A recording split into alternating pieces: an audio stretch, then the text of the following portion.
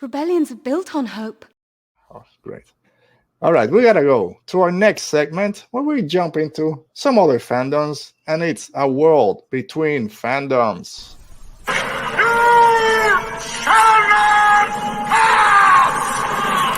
Dracarys.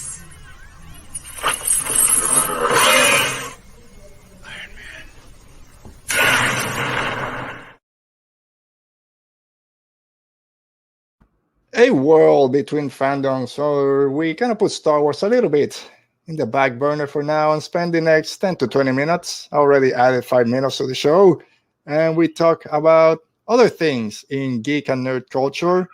And there's basically 3 big things going on right now. Until last week, we'll start with She-Hulk. You hadn't watched it because you were waiting for a couple more episodes. You still are holding off? Yeah, it's actually twerked or something. Catch it eventually.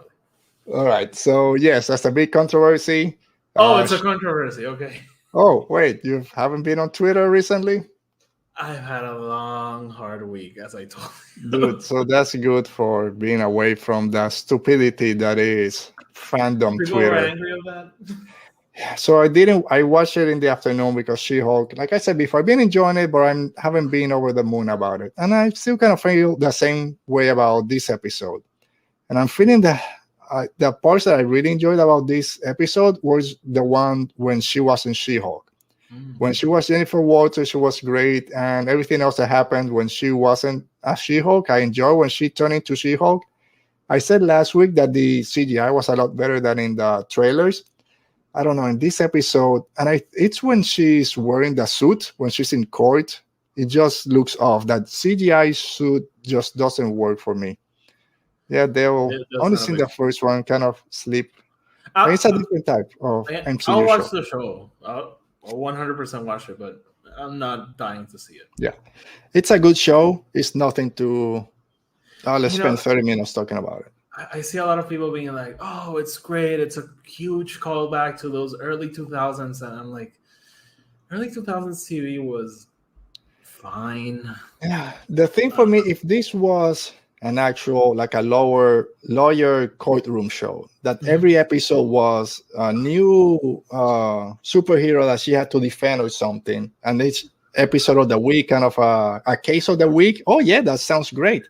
It doesn't seem like, at least 3 episodes in, it doesn't sound like it. I think I would not like that because I'm not a big fan of courtroom dramas or comedies or anything because, since I go to law school, I'm like, you can't do that. You can't do that. And I don't watch a lot of those. And my dad was a lawyer. He was a defense lawyer. So I lived through it. My aunt is a lawyer. Yeah, my dad was a criminal defense lawyer. So I've lived through that. I don't need it. Every time I watch a movie that has a court scene and the lawyer starts screaming, I'm like, he's getting fined.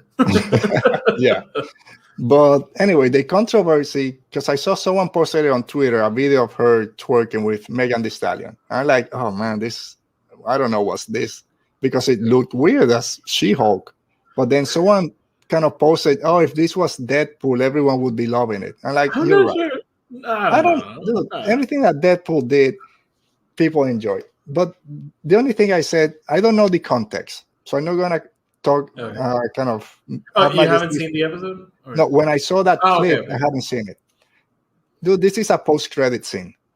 Oh my god! It has no bearing. It has no bearing on the episode. Oh my god! So that's even worse for people complaining about it. I haven't even thought about it being deleted. Oh my! People are so ridiculous. Because it's every episode has a post-credit scene. That's just a fun. Yeah, so it's a fun 10-second scenes in every episode. So and this was it. So it has nothing to do with the story. So it's even worse of a complaint. Oh my god! Yeah. So it's definitely just there for fun. Oh my god! Yes, because the Megan Thee Stallion, it's part of the episode. Okay. Yeah, I kind of saw the promo one. Yeah. And I'll say, I didn't care that for the part that they mention her name every 5 seconds, they had to say Megan Thee Stallion. I'm like, okay, we know that she's a famous person. You don't need to repeat the name every 2 seconds. Yeah. That I didn't, But the dancing, she's having fun. Just leave it. And also people saying, oh, it's not professional for a lawyer to be dancing on her office. You haven't seen any other courtroom show where they do a lot of worse things in their office? I have a lot. Okay, I'm gonna be the lawyer here for She-Hulk. I have a lot of lawyer friends, and from what I know, accounting firms and law firms behave very similarly. If you saw the things I did in my office, like I'm doing pranks, I'm putting like fake rats on people's desks, like you clearly don't work at a professional office then, because we're normal people. We do funny things. Like it's sometimes I'm blasting heavy metal, and my boss will go around and be like, "Yeah." All right, so that's it for She-Hulk. We don't need the episode. Was fine. Stop We got being enough. ridiculous, people. Like, come on, have some fun. We got Wong. Wong is always great. So I'm enjoying the show, but I'm not like, oh, I can't wait for next week. Let's talk about things that can't make us wait for next week. One thing I can't wait for next week, it's Rings of Power. I don't know what were you gonna mention? I thought we were gonna do House of the Dragon, but all right. No. We're doing Rings of Power. Yes, do it. Yes, do it. Rings of Power. I just changed my Twitter name for the. I saw it. For whatever you call this podcast. Now we're Rings of Rebellion for a little bit. I've been, for the past month, there's nothing else I've been talking about. We were gonna say controversial things, by the way. Remember this? All right. So before we get to our controversial things, you go first. Right. I go first. We'll get there in a minute. Okay. So we finally got Rings of Power. For the past week, the only thing I've been listening to has been the score that's been out there 2.5 hours, and they just released music specific for these 2 episodes. So I gotta check that out. Got the first episode on Thursday, and then the second one on Friday. Everything else drops on Friday, over like an hour and 5 minutes each episode. And I love Middle Earth. I'm a fantasy guy. I prefer fantasy to sci-fi. That's why Star Wars being a mix is kind of that important thing. It's always there. And then Lord of the Rings has been one of my favorite things ever. So now when we got these Rings of Power, which a lot of people have complained about what they're going to be talking about, and I don't know the whole history about it, but Amazon doesn't have the rights for the Lord of the Rings or for the Silmarillion. I was reading about this. Yeah. So they only had the rights for the appendices in Lord of the Rings, and that's what the show is about. But there's not a lot of information about the Second Age. Like Lord of the Rings is the Third Age, Silmarillion, I believe, is the First Age. This is the Second Age. Yeah. And then I think if whatever's on those appendices is mentioned somewhere else, then they can pull from those areas. So they don't have everything, just this little thing, and then they're going to expand into a lot of it. Yes, that's kind of how I read it. Like they had to, even if you have the same events in some other book, you can't use that. You have to use what's in the appendices. And, I gotta say it, like Jeff Bezos, I'm not a big fan of his. Nobody is, but he loves Lord of the Rings apparently, and it shows. He's just shoving money right into it. Well, supposedly 1 billion. I don't know if that's true or not. It's a really well-made show, as we'll talk about. I think it's gonna run for 5 seasons. They already have the whole story. Oh, I didn't know this. I know that they spent a lot on the first season because they're going to use a lot of it going forward. So I'm pretty sure I read about 2 or 3 weeks ago that when the big Vanity Fair article came out about a month ago, that it's going to be 5 seasons, that they have kind of the whole story. They know where they're going. That's cool. I mean, it has to end with the battle that we see at the beginning of the Fellowship. They're fighting against Sauron. Yeah, the thing. Yes, the thing. Let's call it the thing. When the Dark Lord gets his hand cut off and loses the One Ring, and Isildur takes it and doesn't drop it in the thing. All right, so we said it last week. Some confessions. You can start. So what's your confession about Lord of the Ring? I actually got into Lord of the Rings fairly old. I saw Lord of the Rings in the theater, all of them. And my only memory of those movies is having to go pee like an hour in, and my cousins being like, oh, "You can't go. Look at that scene." I'm like, "I want to go." So, but they're just walking. They're walking, and I'm tired of seeing mountains. And there's a talking tree. So I don't remember those movies fondly. I remember seeing each and every one in the theater, but I was not a big fan at all. And I told you, like, I told you the story. So we have this big party, and you can, attest to it. We have this big party in Puerto Rico called Las Fiestas de San Sebastián. It's kind of like Mardi Gras. But yeah. And Old San Juan gets flooded with people. And a friend of mine, we were getting dressed to go there. And, everyone goes. Like, literally everyone goes. And I was right here in this room, and we were getting dressed, and I told him, like, you know what? I'm not that big a fan of Lord of the Rings. And he's like, oh my God, how can it be? Like, that's right up your alley. I'm like, yeah, I only saw them once in the theater. And he's like, what? And I'm like, yeah, I only saw them once. He's like, you have them on Blu-ray. And I'm like, yeah, we're not going to a party. He took the movies out and put Fellowship of the Ring, and we saw them for like until 4 a.m. or something. And so I got into it fairly old. And it was right around the time Battle of Five Armies was going to come out. So okay. I saw The Hobbit, and I'm a fan. I'm now a fan. All right. Well, you told me this story when we were off air last week, so I'm not completely in shock right now. Yeah. But yeah, I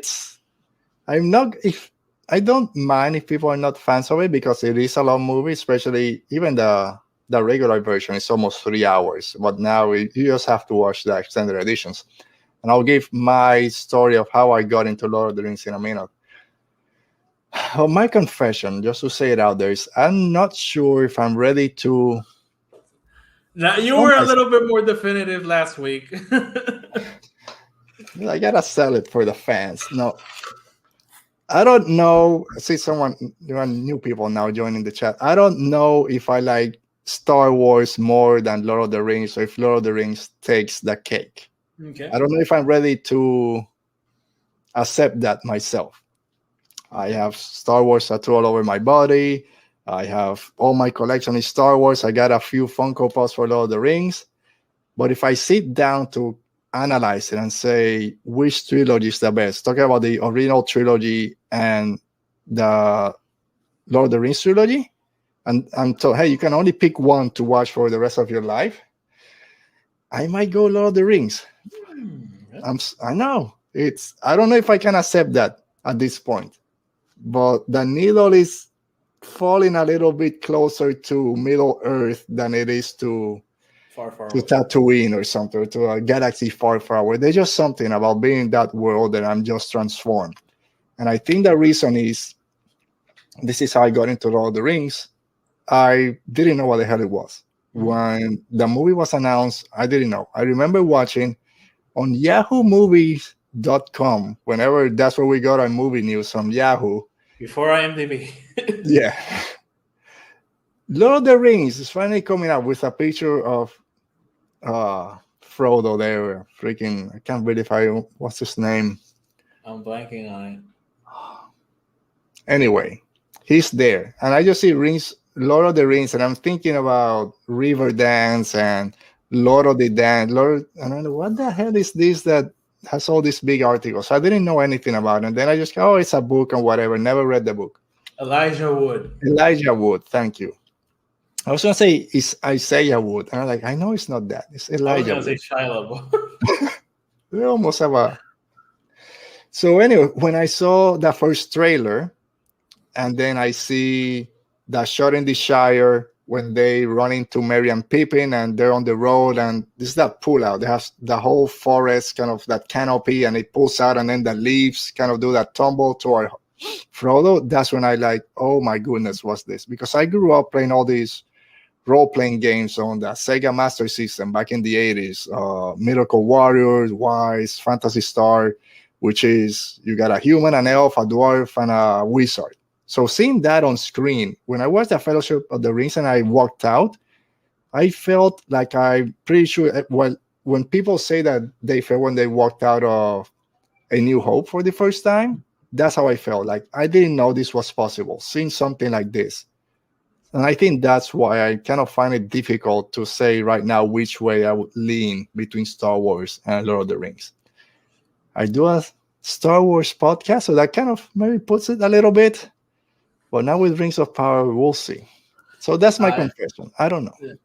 Yeah, no, I remember seeing them, but and at that time there was also like this discourse, like you're either a Harry Potter fan or a Lord of the Rings fan, and why not both? And I was huge into Harry Potter. Like I learned how to read reading Harry Potter. So I was like, well, maybe Harry Potter is more for me. But yeah, no, those movies are just incredible. I want to read the books. I own them. I have like the illustrated edition they published recently, and I really want to get into it because it's a dense world. I have it back there. You can probably down there. It is. I'm looking at it right now. It took me 2 tries. First time I started reading at my brother's house, 100 pages. I'm still in Bilbo's birthday. I'm like, no, I'll watch the movies. But then a friend of mine gave it to me because I covered for him on a weekend in Christmas at work, and he gave it to me. And then I just loved it. And to end with the preamble, I want to know your position. How do you feel about the Hobbit movies? I enjoy them. Okay. There was a point where I prefer the Lord of the Rings prequel, The Hobbit, to the Star Wars prequel. I think I'm on the other side now. I prefer the Star Wars prequels to the Hobbit trilogy, but I don't hate them. Okay. I take them for what they are. They shouldn't have been 3 movies. There are a lot, especially the book. I think they should have been 2. It was going to be 2. Guillermo del Toro was going to make them.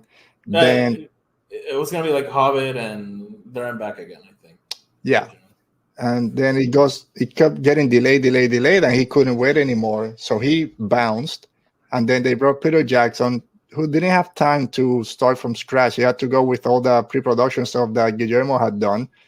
So he was writing scenes as they're actually filming. So what he did to get it to the point that it is took a lot. Those behind the scenes are kind of painful to watch. Like seeing Ian McKellen, like, I don't know what we're doing. Yeah, he wanted to walk out. He wanted to get out of there. But give me Smaug over all the dragons out there. I love the second one. I don't care that Benedict Cumberbatch was on the floor with the dots over his face pretending to be a dragon. I love it. I love that. Yeah. I will say, I think The Hobbit is fine. Unexpected Journey. I really like Desolation of Smaug. And I think Battle of Five Armies is kind of ridiculous. Yeah, I probably will go Smaug first, then The Hobbit, the first one, Unexpected Journey, and then finish with Battle of Five Armies. Battle of Five Armies, I love the ending of it. Like the battle with Azog is great. Seeing a lot of the dwarves not make it kind of gives you that, oh, there's weight to it. It's not just a kid's one. But yeah, I mean, it was great. I mean, it was pretty good. Because I knew it's not going to be Lord of the Rings. Take it as a, yeah, they're going to be jumping in barrels, going down the river, whatever. It's funny. Just go with it. It's a movie. Yeah. All right, Rings of Power. We're supposed to talk about Rings of Power. So, Otto, you said you've only watched the first episode. I did. Did you enjoy it? Life got in the way. I saw the first episode. I loved it. I really, really loved it.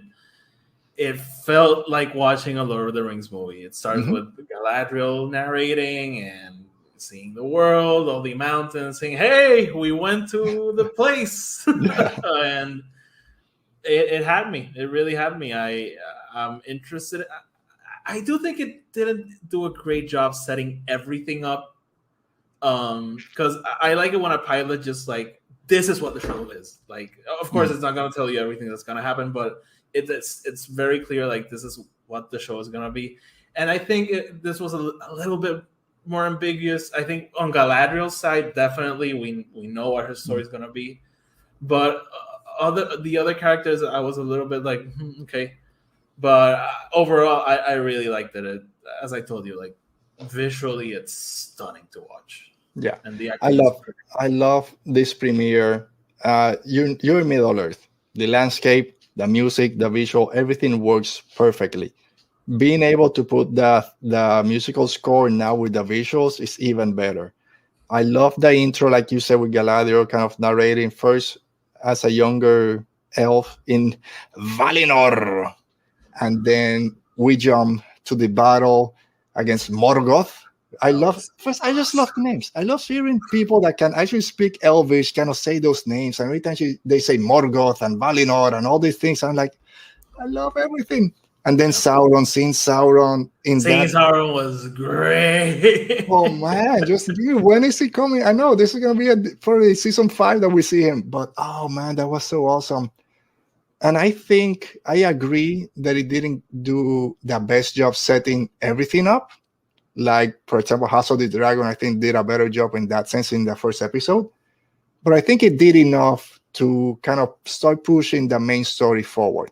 Yeah, I've heard a couple of people say that they love the episodes and both episodes so far, but that they don't feel the magic that they felt coming out of the Fellowship 21 years ago. I don't agree. The only reason I kind of agree, I think we're following a lot of stories right now. Mm-hmm. We have Galadriel, we have Elrond doing his thing, we have the Harfoots with the Stranger. We have a lot of things going on right now, so we're jumping. And in Lord of the Rings, we jumped, but it was usually like 3 stories, but they all were kind of pointing to the same place. Right now, we don't know, like you said, what's going on. Galadriel has her mission. What are all these other people? And with Lord of the Rings, like you get all the characters, they get together, then they split up. But you know how they're interconnected. Here is a little bit messier. Yeah, plus they're all going to the same place. The main issue is destroying Sauron. We got to get the ring to Mordor. So that even though everyone's doing their own thing, that's the main goal. Here, like you said, we still don't know what everyone else is doing. But I enjoyed that they gave us a lot of the main characters already. And we kind of start seeing what their story is.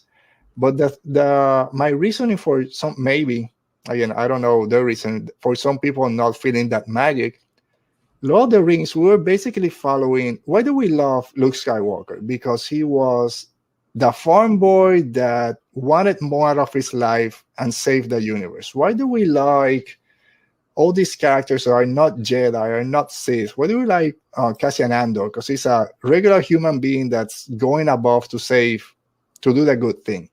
That's the Hobbits.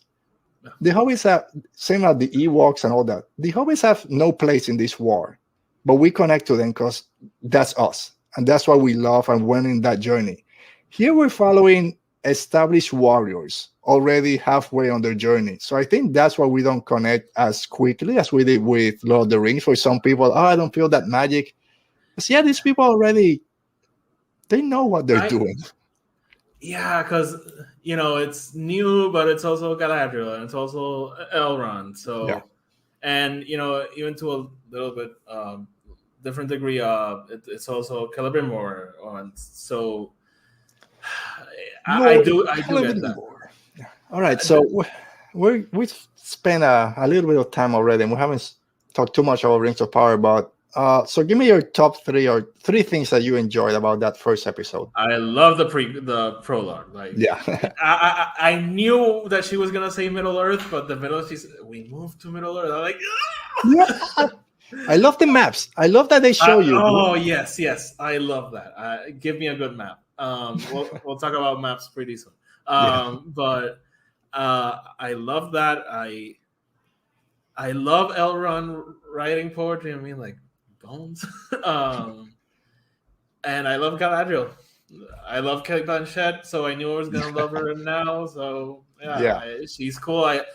I'm a sucker for like a Moby Dick kind of story that she just can't let it go, and she has to go back even when she has a chance to, get what she does say. I want to go home, but she can't. She has to go back, and we know she has to go back because she's there later on. She'll be there 3,000 years from now. She'll be there. Yeah. So I think those are some of my main things.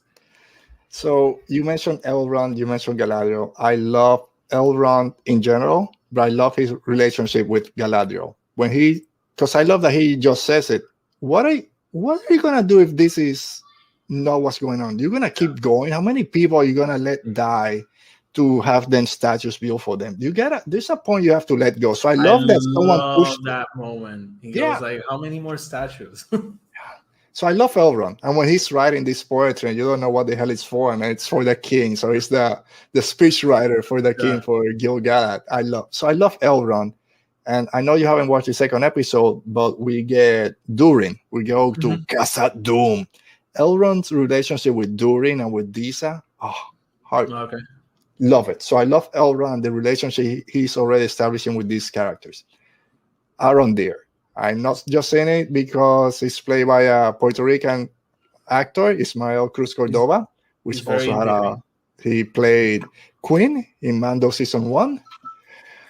I love Arondir, and I love his relationship with Browen, and I love the musical theme. I loved it when I heard it on the score. To me, it's their version of Across the Stars. He has a presence as an elf that's just intoxicating. So I love everything that he's doing so far.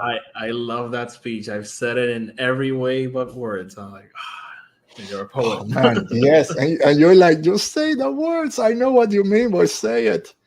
And then, and acting, that moment when they get told we're going home, and he's like, yeah. There's a lady. And then the third one, I'm not gonna say how I had it written down because it's for the second episode, but it's something that is alluded to when Elrond is talking to Celebrimbor. They're brought together. I mean, they're brought together at the end of the do something for a project. Well, I don't know what the project is. But the project is something else. But what that project is going to be used for. So that alluding to, like, okay, here we go. So those are my top 3. I had the intro, like you said, Morgoth, Sauron, all the main characters, the music, the lands. This is for second episode. There's something that happens on the second episode that reminded me of Shadows of the Sith, and I'll leave it there. What? Sorry? So there's something that happens on the second episode at the end that reminded me of Shadows of the Sith. Oh, okay. So that I'm like, oh yes, give me that weird fantasy magical element. Okay. Was there anything that you didn't enjoy? You kind of said that you don't know where the but that's more of a nitpick. I was very happy watching it. Like when it ended, I wanted to watch the next one, but it was really late. I was like, I'm gonna fall asleep watching it, so I just went to bed. And this morning, life got in the way. Yeah. So same thing. There's not one thing I can point to. Just I kind of mentioned there's maybe too many stories going on at the same time that we don't know how they're going to connect. That's the only thing, just to have something. Second episode, like I said, I really enjoyed it.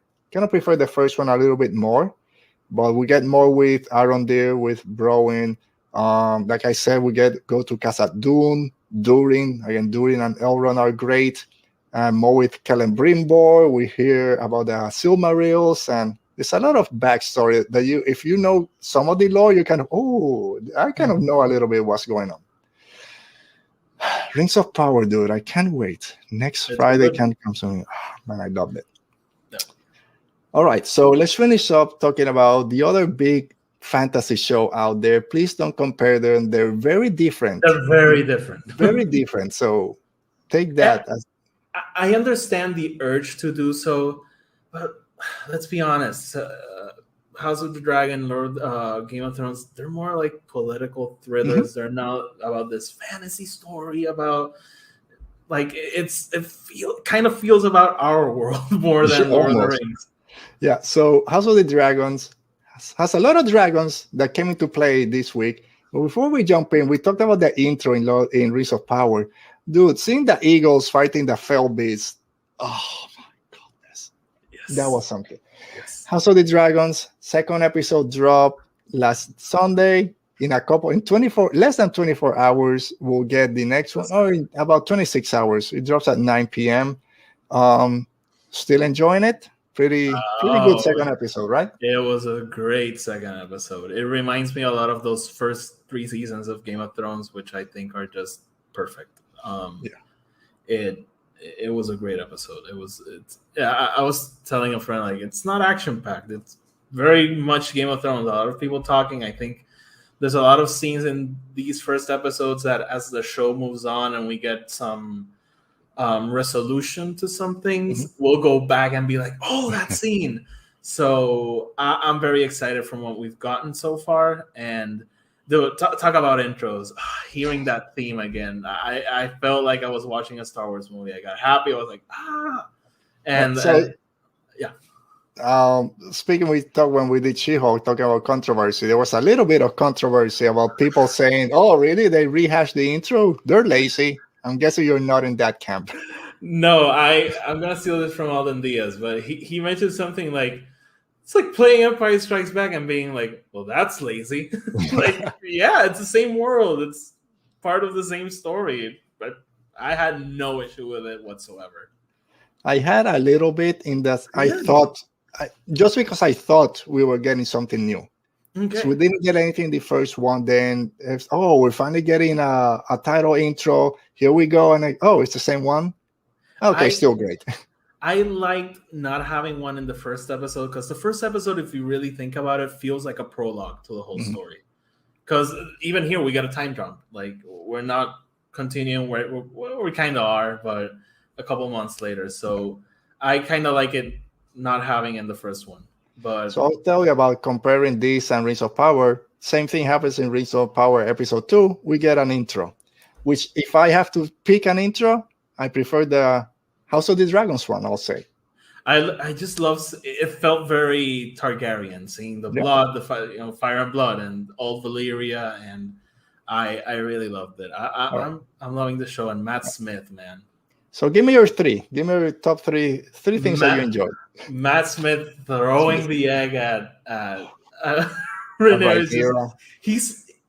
I love him because I know where his story's gonna go. So the show's doing a great job telling you he's the antagonist, but you can't hate him. And the whole thing, like, I'm having a son. No, you're not. It's my wedding day. There's no wedding. So I have it here. Number 1, Daemon being nuts. Like you said, yeah, you can hate the guy. And Matt Smith is a great actor. He's eating this role. Every time he's on screen, I want more of him. And when Corlys is talking bad about Viserys, he's like, I talk bad I say whatever I want about my brother. Yeah. Yeah, I love everything. Because it's almost like when Rhaenyra gets there is my other point. It's just Rhaenyra growing into her own when she tells everyone, well, we have dragons. Why don't we just take dragons over there and shut everyone up? I'm like, duh. Yeah. No, we gotta be shut up. And then I'm getting that egg back.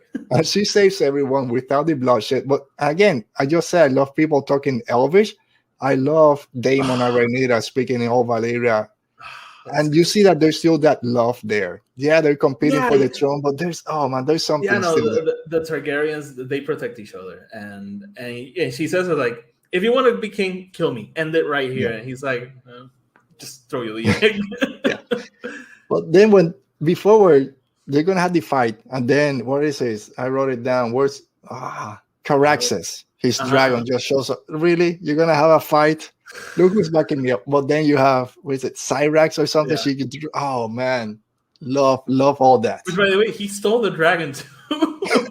I didn't know that. He wasn't supposed to take it. They mention it when they. Oh yeah. Oh man, but yeah, it's him. He wasn't supposed to take it. So yeah, I love everything about Daemon. I love Rhaenyra growing to her own and going to Dragonstone to kind of do it. The other thing I love, okay, we got to go to Dragonstone. Okay, we're there. In Game of Thrones, it will take 5 episodes to get there. So I love that we're there already. But you know what? I checked the map. Dragonstone and King's Landing are right next to each other. So now I think about it, I'm like, Daenerys was hiding there. And they could have just gone there. Just going around the corner. I don't know.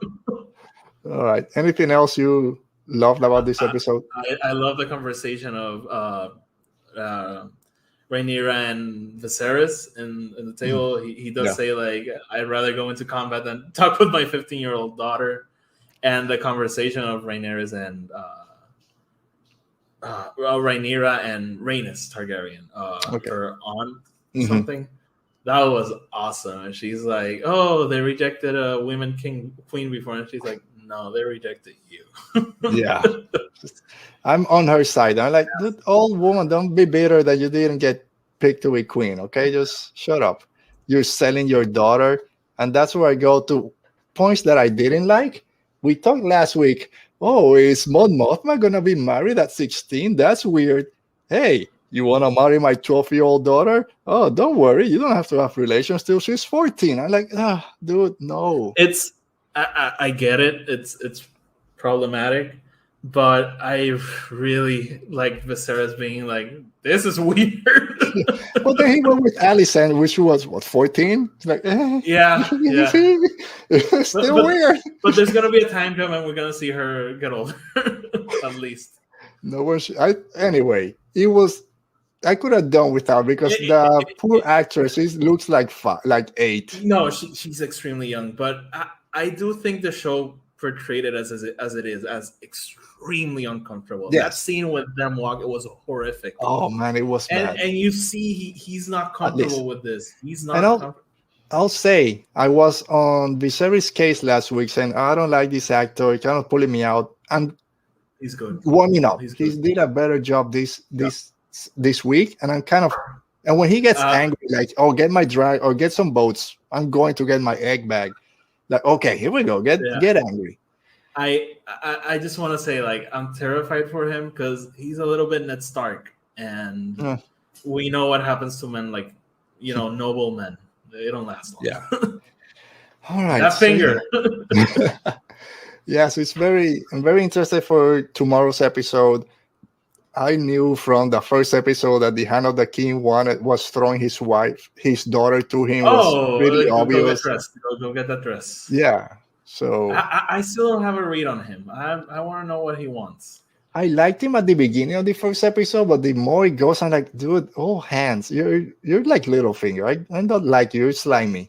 And this is my last thought, but one of the things I love the most is seeing how different things work. Like in Game of Thrones, the king is just an actor, basically, just someone to sit there, and the Hand of the King is doing everything.